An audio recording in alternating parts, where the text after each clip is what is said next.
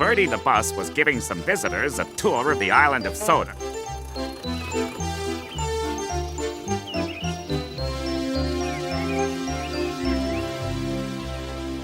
It was their last afternoon, and Edward was preparing to take them to meet Bill and Ben.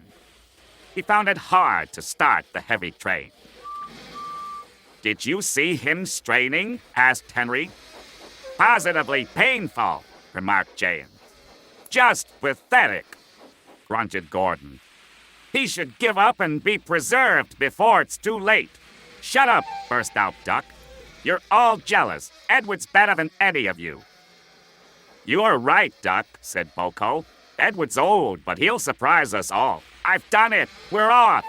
"I've done it. We're off," said Edward as he finally puffed out of the station.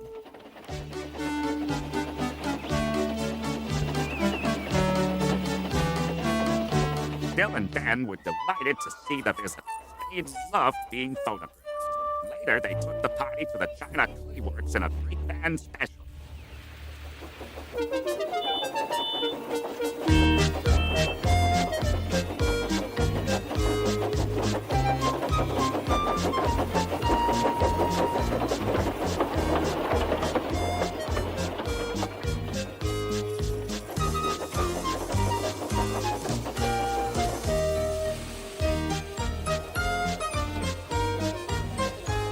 Everyone had a splendid time, and the visitors were most impressed.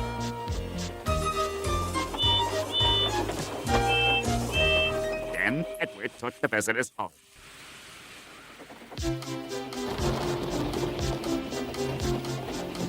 On the way, the weather changed. Wind and rain buffeted Edward.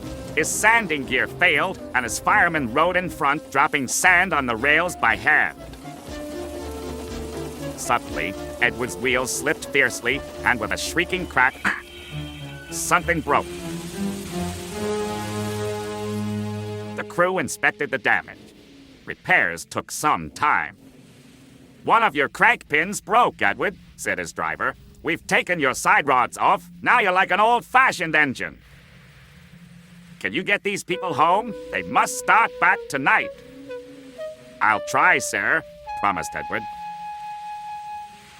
Edward puffed and pulled his hardest, but his wheels kept slipping and he could not start the heavy train. The passengers were anxious. The driver, fireman, and conductor went along the train, making adjustments between the coaches. "We've loosened the couplings, Edward. Now you can pick up your coaches one by one, just as you do with freight cars." "That'll be much easier," said Edward. "Come on," he puffed and moved cautiously forward. The first coach moving helped to start the second, and the second helped the first.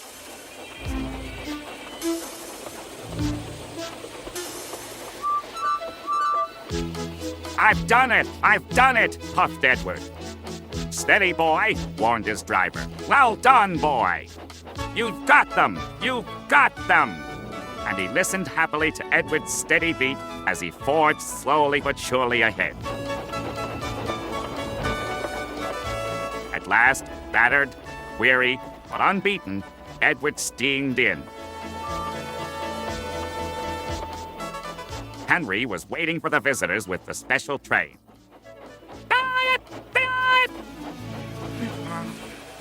Sir Topham Hatt angrily pointed to the clock, but excited passengers cheered and thanked Edward, his driver, and firemen.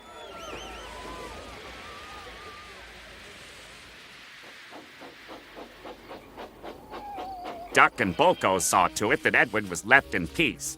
Gordon and James remained respectfully silent.